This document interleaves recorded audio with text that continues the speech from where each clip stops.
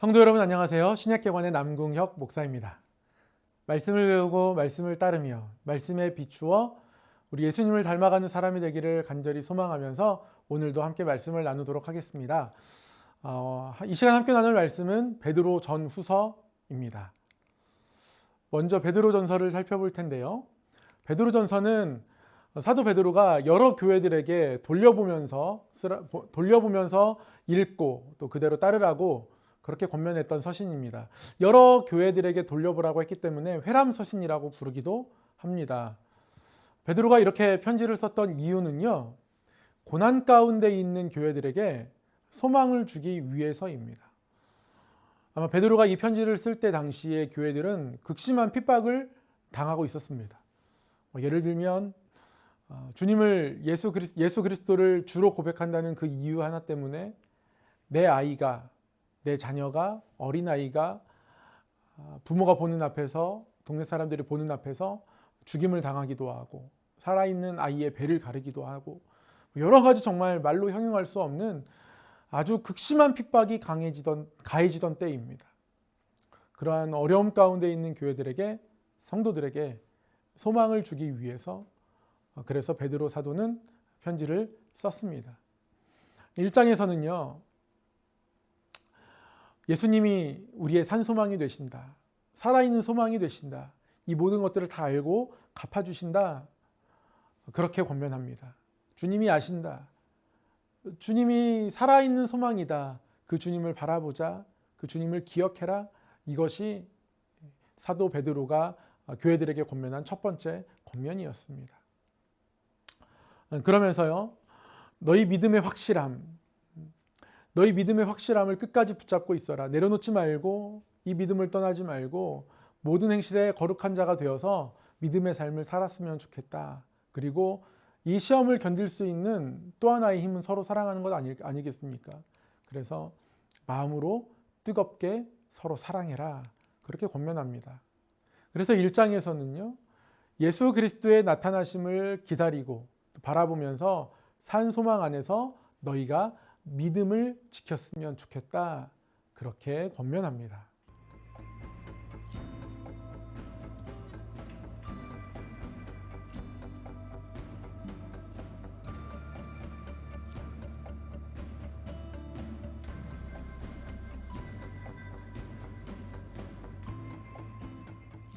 이어서 2장에서는요, 너희가 땅에서는 고난당하지만 그러나 너희는 영적인 사람들이다. 신령한 존재다. 그러한 삶을 붙잡고 살아라. 그렇게 권면하고 있습니다. 너희가 신령한 존재이기 때문에 영적인 삶을 살기 위해서 먼저 보배로운 산들이신 예수께 나아가고 그 예수님 앞에 나아가 신령한 젖을 사모하고 또 신령한 집으로 세워지고 그리고 너희가 신령한 제사를 드릴 거룩한 제사장이 되어라. 그렇게 우리에게 권면합니다. 너희가 바로 제사장에까지 자라가야 한다. 하나님이 그렇게 너희를 부르시고 세우셨다. 그렇게 성도들을 위로하며 힘주며 권면하고 있습니다.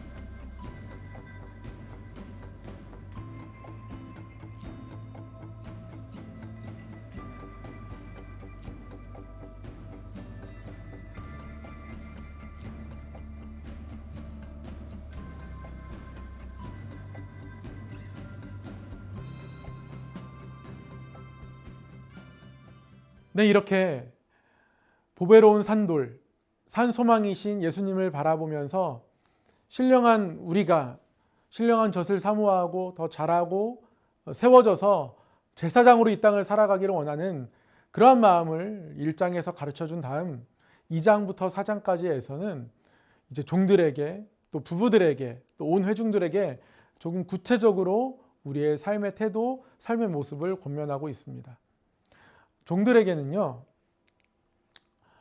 선을 행하면서 고난받을 때가 있다. 그러나 선을 행하고 고난받는 것도 하나님의 뜻이다.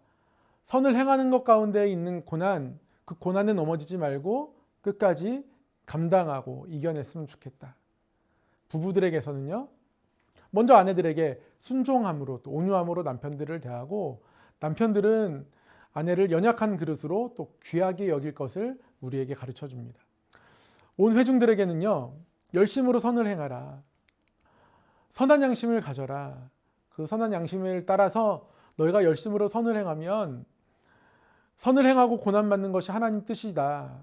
그리고 선을 행하고 고난받을 때에 하나님 그 자리에 분명히 함께 하신다. 그렇게 우리에게 가르쳐주고 권면하고 있습니다. 4장 중반에서 또 5장까지에서는요. 고난을 대하는 성도의 중심에 대해서 말씀합니다. 사랑하는 자들아, 너희를 연단하려고 오는 불시험을 이상하게 여길 것이 아니다. 오히려 그리스도의 고난에 참여하는 것으로 즐거워하라. 이는 그의 영광을 나타나실 때에 너희로 즐거워하고 기뻐하게 하려 함이다. 고난을 만났을 때에 선을 행하면서 고난을 받는 그런 성도의 마음 가운데 이러한 고난을 통하여서 내가 예수님을 따라가고 있고 예수님에게 가까이 가고 있고 결국 그 끝에서 예수님의 그 영광에까지 내가 나아가고 참여하게 될 것, 그래서 그 부활의 영광이 내 삶 가운데도 임할 것, 그것들을 바라봐야 한다. 그것이 성도의 중심이어야 한다. 우리에게 그렇게 가르쳐주고 있는 것이죠. 그래서 그러므로 하나님의 뜻대로 고난받는 자들은 또한 선을 행하는 가운데에 그 영혼을 미쁘신 창조주께 의탁할지어다. 예수 그리스도를 살리신 하나님께 우리의 삶을 의탁하면서 선을 행하며 계속 살아갈 때, 비록 고난이 우리를 막는다 할지라도 선한 행실로서 우리의 삶을 살아가고 그런 마음 가운데에 하나님께 우리의 삶을 의탁하면 하나님이 건지신다는 것이죠. 하나님이 새롭게 하신다는 것이죠. 그것을 우리에게 분명하게 가르쳐주고 있습니다. 그리고 편지 끝 무렵에 특별히 장로들에게 권면합니다. 너희들이 먼저 양무리의 본이 되어라. 너희들이 먼저 양무리의 본이 되어라.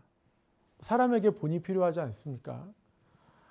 때로는 힘들고 어려울 때 본이 되는 사람이 있으면 그 사람을 따라가면서 어려움을 이겨낼 수 있습니다. 그렇게 살아가라는 것이죠. 그리고 마지막으로 편지를 마무리하고 끝인사를 맺습니다. 이것이 베드로전서의 전체적인 내용입니다. 이어서 베드로 후서를 살펴보도록 하겠습니다. 선을 행하고 고난을 받으며 환난의 때를 힘겹게 이겨내고 있었습니다. 베드로 전서에서 사도 베드로가 얘기한 것처럼 예수 그리스도가 주님께서 우리 가운데 나타나실 때를 기다리고 사모하면서 고난을 버티고 견디며 살아가고 있었습니다. 그런데 예수님의 재림이, 예수님의 오심이 이만큼의 기미조차 보이지 않는 것이에요.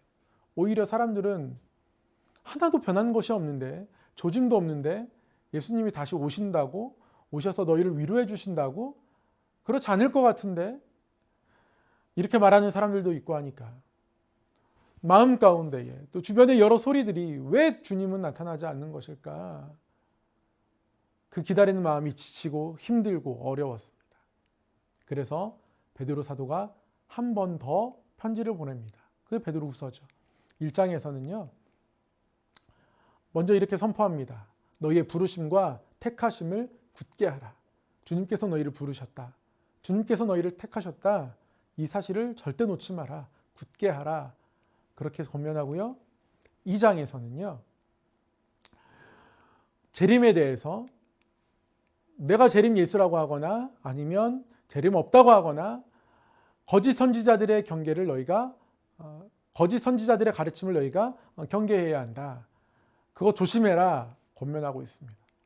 3장에서는요. 예수님의 오심은 확실하다. 그것이 없을 리가 없다. 그러니까 너희들 끝까지 처음처럼 예수님 바라보고 함께 견디며 이겨내자. 왜 예수님의 오심이 이렇게 느려지는가? 그것은 하나님이 모든 사람이 구원에 이르기를 원하셔서 모든 사람이 주님 믿을 때까지 조금 더 기다리는 것이다. 주께는 하루가 천년 같고 천년이 하루 같다는 이 한 가지를 너희가 잊지 말고 끝까지 믿음 가운데 거하며 주님을 바라보고 기다리고 이 고난을 이겨냈으면 좋겠다. 사도 베드로가 그런 마음 가운데에 편지합니다. 말세에 조롱하는 자들이 주께서 강림하신다는 약속이 어디 있느냐? 아무 변화가 없는데 그러한 약속이 어디 있느냐? 모든 만물이 천지가 창조될 때처럼 그대로 있다. 그런 그들에게 주께는 하루가 천년 같고 천년이 하루 같은 이 한 가지 잊지 말고 다 회개하기를 주님께서 원하신다. 이것들을 기억해라. 이 사실을 붙잡아라. 그렇게 편지하고 있는 것이죠.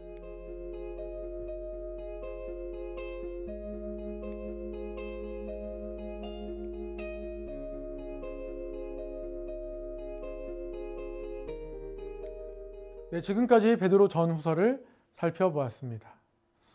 산 소망이시면서 우리를 위한 반석이 되시고 모퉁이돌이 되신, 그래서 보배로운 산돌이신 그 주님을 바라보면서 고난을 이겨내는 성도의 믿음, 그런 삶의 모습을 우리에게 권면하고 제시하고 그러한 삶의 자리로 우리를 이끌어가는 아주 귀한 서신이었습니다. 네, 말씀을 배우고 말씀을 따르며 말씀에 비추어 우리 예수님을 닮아가는 사람, 그런 사람이 우리 모두가 되기를 소망하면서 오늘 강의 여기서 마치도록 하겠습니다. 감사합니다.